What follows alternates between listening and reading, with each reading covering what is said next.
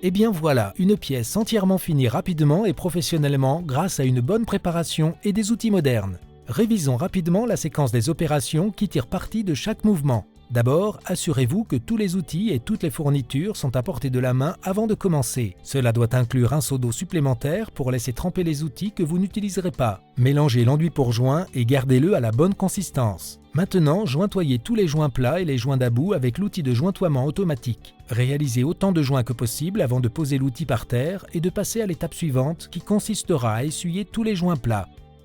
Souvenez-vous que votre chronométrage de l'essuyage de la couche de scellement dépendra des conditions météorologiques. Maintenant, c'est le tour des coins et des angles. Réalisez-les dans le bon ordre et vous n'aurez à faire le tour de la pièce qu'une seule fois. Après avoir jointoyé les angles, suivez la même séquence qu'auparavant. Les rouleaux à coins et finisseurs de coins fonctionnent le mieux sur des angles fraîchement jointoyés avant que l'enduit pour joint ne commence à perdre sa maniabilité. Quand la couche de scellement est sèche, recouvrez les têtes des éléments de fixation au moyen de l'outil à recouvrir les clous de 50 mm.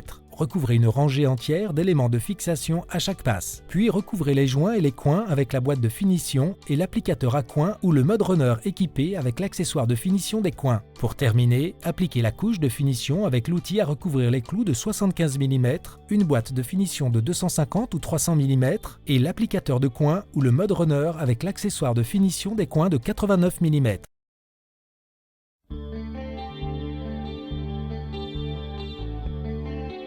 La préparation de l'enduit pour joint est très importante. Si sa consistance n'est pas adéquate, vous risquez d'avoir des problèmes pendant son application.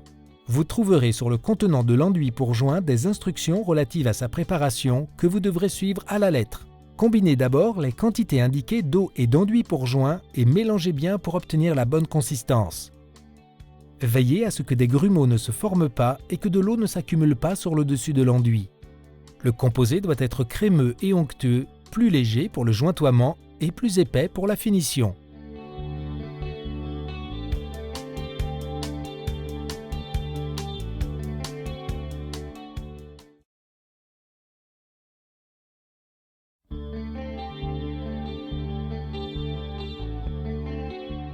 Pour faire fonctionner l'outil de jointoiement, la première étape consiste à installer un rouleau de bande à joint et la meilleure technique pour le faire est d'asseoir fermement l'outil de jointoiement dans le col de cygne. Retirez le ressort de maintien et chargez un rouleau de bande à joint sur la bobine afin que la bande se déroule dans le sens des aiguilles d'une montre. Remettez le ressort de maintien en place et faites avancer la bande dans son guide sur la tête de l'outil de jointoiement automatique. Inclinez la bande afin que sa courbe naturelle s'enroule autour des roues d'entraînement lorsque la bande sort de la tête de l'outil. Si la bande s'enroule dans le mauvais sens, elle risque de se coincer dans la tête. Pour obtenir les meilleurs résultats possibles, utilisez une bande à joint de 52 mm de largeur. Les rubans plus étroits glissent et peuvent entraîner des blocages de papier.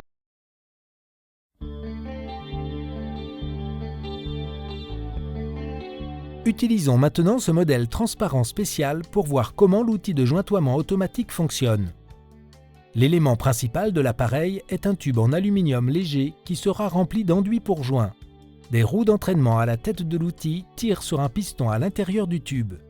Ce piston force une quantité précise d'enduit pour joint à sortir et à se placer sur le ruban qui avance. Le fonctionnement de l'outil de jointoiement est simple. Poussez le tube de contrôle central vers l'avant pour faire sortir un bout de ruban et tirez à fond sur le tube pour couper le ruban. Un levier situé à l'extrémité inférieure du tube contrôle la roue de pliage derrière la tête de l'outil de jointoiement. Cette roue de pliage sert essentiellement au jointoiement de coins, de joints plats de plafond ou d'angles intérieurs. Cependant, quand elle est ouverte au maximum, elle peut servir d'extension de votre main. Vous devez vous souvenir de 3 choses importantes au sujet de l'outil de jointoiement automatique. Il applique simultanément la bande et l'enduit sur les joints, qu'ils soient sur des murs, des plafonds ou des coins. Il distribue automatiquement le volume correct d'enduit pour joint sous la bande, quelle que soit la vitesse de l'utilisateur de l'outil. Il coupera la bande à la longueur souhaitée. TapeTech offre 2 applicateurs de bande automatique. L'outil de jointoiement TapeTech standard, modèle 05 TT, et l'outil de jointoiement EasyClean muni d'une plaque couvercle amovible modèle 04 TT.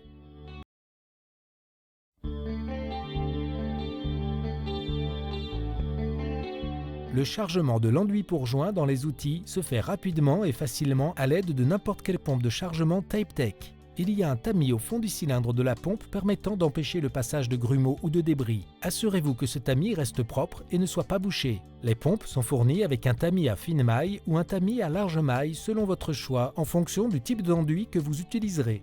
2 adaptateurs se trouvent à l'extrémité de sortie de la pompe. Il y a un adaptateur de base qui est muni d'un joint torique pour fixer l'adaptateur de remplissage. Assurez-vous que le joint torique reste propre et sans trace d'enduit pour que vous puissiez installer et retirer facilement l'adaptateur. Utilisez ces adaptateurs pour remplir tous les outils TapeTech sauf l'outil de jointoiement automatique. Pour remplir ce dernier, montez l'adaptateur en colle de cygne spécial sur la pompe. L'orifice de sortie du col de cygne est muni d'un joint en polyamide pour empêcher les fuites. Ce joint doit rester propre et ne peut pas être bouché car c'est là que la vanne de remplissage de l'outil de jointoiement automatique sera insérée. La plupart des ouvriers gardent 2 pompes à portée de la main pour éviter de perdre du temps à changer d'adaptateur.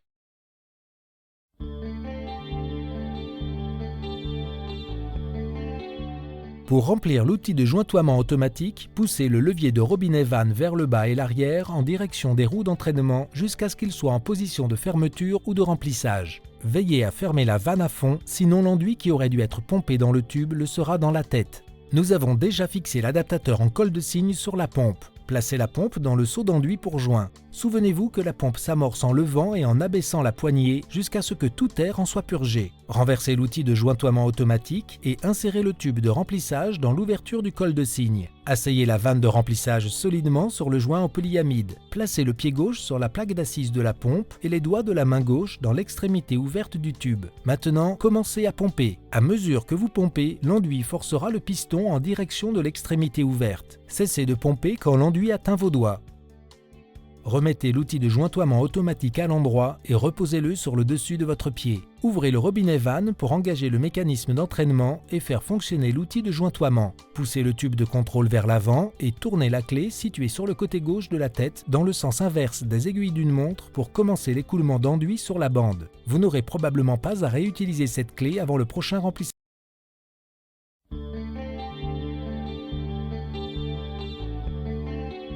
Nous allons démontrer l'utilisation de l'outil de jointoiement automatique à une vitesse plus lente que normale afin que vous puissiez suivre chaque étape. Soutenez le poids de l'outil essentiellement dans la main qui tient le tube de contrôle, la main droite ou gauche selon votre préférence, et gardez l'outil de jointoiement près de votre corps. Placez l'autre main sur l'extrémité ouverte du tube pour guider et contrôler l'outil. Quand vous jointoyez des joints horizontaux, commencez dans un coin. Tenez l'outil de jointoiement perpendiculaire au mur, les 2 roues d'entraînement étant appuyées contre le mur. Roulez l'outil de jointoiement sans interruption le long de la ligne centrale du joint en permettant à la tête de l'outil de guider le mouvement. Cela facilite l'alignement et le contrôle. À environ 30 cm du coin, abaissez légèrement l'extrémité inférieure de l'outil de jointoiement. Continuez à rouler l'outil le long du joint en ne gardant que la roue d'entraînement inférieure en contact avec le mur, car si vous laissez l'outil en position perpendiculaire au mur et vous utilisez les 2 roues, vous forcerez l'enduit à sortir des 2 bords de la bande. Vous pouvez voir qu'une fois que vous passez le coin, il faut guider avec la tête de l'outil de jointoiement et maintenant le tube se trouve à un angle de 45 degrés par rapport au mur. Veillez toujours à ce que les roues d'entraînement tournent et soient fermement en contact avec le mur. Si les roues sautent une section, vous aurez des espaces dans l'enduit sous le ruban et ces espaces entraîneront des cloques quand l'enduit séchera. Arrêtez-vous à environ 8 cm de l'extrémité du joint. Ramenez le tube de contrôle entièrement à l'arrière pour couper le ruban, puis roulez le morceau de ruban restant jusqu'au coin tout en appuyant sur le tube de contrôle, ce qui fera aussi sortir un nouveau morceau de ruban pour commencer la nouvelle section. Récapitulons maintenant la séquence de coupe. Stop, arrêtez-vous complètement. Coupez. Ramenez le tube de contrôle entièrement à l'arrière pour couper le ruban. Roulez. Roulez jusqu'au bout du morceau de ruban. Avancez. Poussez sur le tube de contrôle pour faire avancer un nouveau morceau de ruban. Pour les joints verticaux, commencez au bas du mur, l'outil de jointoiement étant parallèle au sol. Dès que possible, attaquez le mouvement avec la tête de l'outil et inclinez le bas de l'outil dans votre direction à un angle d'environ 45 degrés pour pouvoir le guider et le contrôler plus facilement. Il est important d'essuyer l'excédent d'enduit sur tous les joints plats avant de jointoyer les coins et les angles.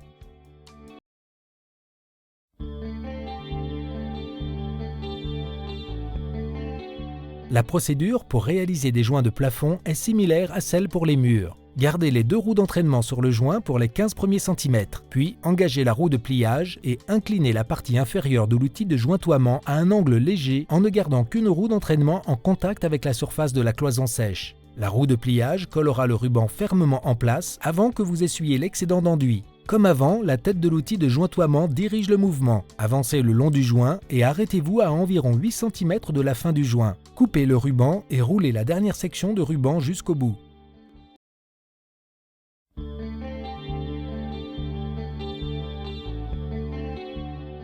Pour les coins et les angles, commencez avec un morceau de ruban plus long. Déroulez de 7 à 8 cm de ruban le long de l'angle, puis engagez la roue de pliage afin de guider le ruban dans l'angle. Gardez les 2 roues d'entraînement en contact solide avec les surfaces murales adjacentes et veillez à ce que l'outil se déplace en ligne droite. Si vous tordez la tête de l'outil, le ruban glissera. Sur le premier mètre du ruban, la roue de pliage tirera légèrement le ruban, remontant ainsi la longueur de ruban excédentaire. Avec un peu de pratique, vous pourrez contrôler cette résistance en modifiant votre pression sur la roue de pliage. Relâchez votre pression sur la roue de pliage pour le reste du passage de l'outil sur l'angle. Utilisez la roue de pliage ouverte au maximum pour rentrer l'extrémité du ruban qui est en biais. Pour les murs plus courts et les retours de fenêtre, posez l'outil de jointoiement sur votre pied, faites sortir un morceau de ruban de taille adéquate, coupez-le et mettez-le en place à la main. Dans les espaces restreints tels que les penderies, il sera probablement difficile de recouvrir toute la longueur du joint. Sur les joints verticaux, posez l'outil de jointoiement sur votre pied et utilisez la clé pour faire sortir le premier mètre de ruban. Mettez le ruban en place au bas du joint et procédez jusqu'au plafond.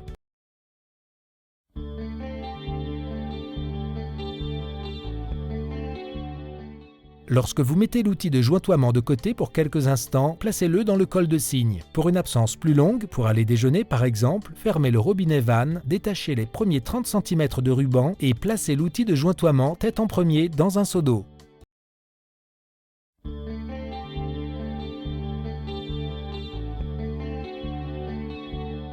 La deuxième opération consiste à essuyer la couche de scellement. Comme nous l'avons mentionné, il est important d'essuyer tous les joints plats avant d'attaquer les coins. Pour essuyer des coins ou des angles, utilisez le rouleau à angles et le finisseur de coins de 50 mm ou 75 mm.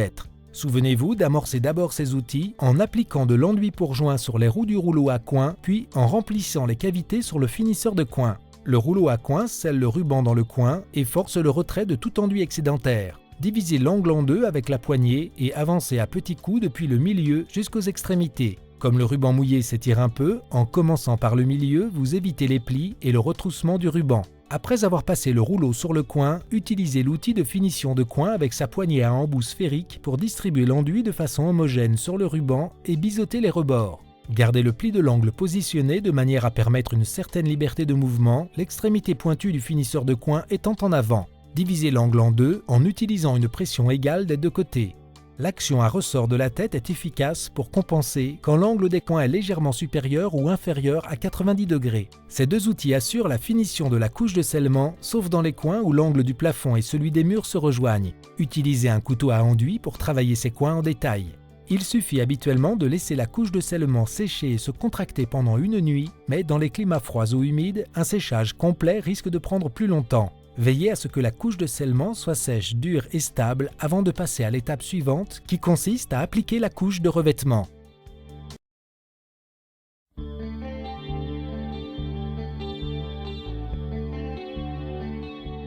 Utilisez les boîtes de finition pour appliquer des couches de revêtement et de finition sur des joints plats ou des joints d'about. Les boîtes de finition Tape-Tech ont 3 largeurs possibles, 175, 250 et 300 mm. Ces 3 boîtes permettront de faire face à quasiment toute situation et vous devrez utiliser au moins 2 de celles-ci pour presque tous vos projets. La boîte de finition a un plateau de pression à charnière. Quand la boîte est remplie d'enduit, la pression sur la poignée fait avancer le plateau de pression et pousse l'enduit pour joint jusqu'à ce qu'il sorte de la face avant. Une lame en acier lisse ensuite l'enduit et lui donne une épaisseur uniforme en formant une légère bosse au niveau de la ligne centrale du joint. Vous pouvez contrôler l'épaisseur de cette bosse au moyen du cadran sur le dessus de la boîte. Lorsque la lame est réglée sur le numéro 5, elle est restreinte et ne laisse pratiquement aucun renflement. Lorsqu'elle est réglée sur le numéro 1, la lame peut laisser le plus gros renflement qu'il soit pratique de laisser. Quand vous appliquez une couche de revêtement, laissez un renflement important, mais quand vous appliquez une couche de finition, laissez-en peu ou pas du tout. Afin de bloquer la boîte de finition dans la bonne position pour commencer et vous arrêter, pressez le levier de freinage à l'extrémité inférieure de la poignée. Pour remplir la boîte de finition d'enduit, utilisez l'adaptateur de remplissage sur la pompe. Quand vous êtes prêt à appliquer l'enduit, placez les roues de la boîte et la lame à plat contre le joint. Relâchez le levier, appliquez de la pression sur le plateau de pression et tirez la boîte sur la longueur du joint. Guidez le mouvement avec la poignée à un angle d'environ 45 degrés. Chaque fois que possible, travaillez en direction des ouvertures. Sinon, il est mieux de commencer aux extrémités d'un joint et d'avancer vers le milieu. Quand vous arrivez vers la fin de votre ligne, verrouillez la boîte avec le levier de freinage, relâchez légèrement votre pression et retirez la boîte en un mouvement de balayage. Relâchez progressivement la pression sur la boîte et retirez-la du mur en utilisant un mouvement de balayage. Si vous vous arrêtez sans relâcher votre pression, vous laisserez trop d'enduit sur le joint. Pour les joints verticaux, commencez au niveau du sol et remontez sur environ 75 cm. Verrouillez la poignée et retirez la boîte en décrivant un arc. Puis placez la boîte sur la partie supérieure du joint et descendez. Quand vous arrivez à la partie finie du joint, verrouillez la poignée et retirez la boîte en décrivant un arc. Finissez les joints de plafond de la même manière. Les boîtes de finition peuvent accommoder des manches de 860 à 1830 mètres de long ainsi qu'une poignée réglable. Ces poignées de tailles différentes permettent de s'adapter à des utilisateurs de tailles différentes et à des plafonds de hauteur variés.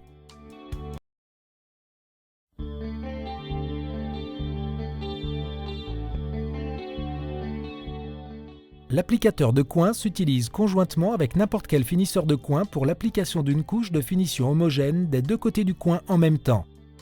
Vous remplissez d'enduit l'applicateur de coin par une vanne de remplissage à ressort avec l'adaptateur de base sur la pompe. Pour appliquer l'enduit de finition, commencez par placer le finisseur de coin dans un coin. Déplacez-vous jusqu'à l'autre extrémité du joint en appliquant de la pression et gardez l'applicateur de coin centré sur la tête du finisseur de coin. Une pression constante permettra de distribuer l'enduit de façon homogène et d'amincir les bords soigneusement.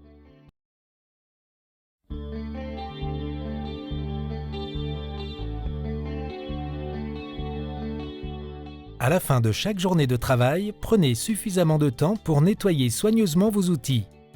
Les outils propres fonctionneront mieux et ils vous feront gagner du temps et éviter les problèmes. De plus, les outils propres et correctement lubrifiés avec de l'huile EMS Bazooka s'useront moins vite, ce qui vous évitera d'avoir trop de réparations à faire. Pour le nettoyage, il vous faut un tuyau d'arrosage à pistolet et un adaptateur EMS, un seau supplémentaire et une brosse à poils raides. TapeTech offre un kit complet de nettoyage pour l'outil de jointoiement et la pompe qui comprend les brosses adaptées. Après avoir retiré le ruban à joint de l'outil de jointoiement, tournez la clé sur le côté de la tête de l'outil pour vider l'enduit du tube. Ouvrez le robinet vanne et lavez soigneusement au jet. Si aucun tuyau d'arrosage n'est disponible, pompez quelques seaux d'eau dans l'outil de jointoiement. Pour éviter que le câble séché ne forme des nœuds, assurez-vous que le robinet vanne est bien ouvert. Nettoyez la pompe en aspergeant le tamis et en pompant de l'eau dans le système. Arrosez soigneusement au jet les boîtes de finition et brossez-les jusqu'à ce qu'elles soient propres. Finalement, lavez les autres outils au jet.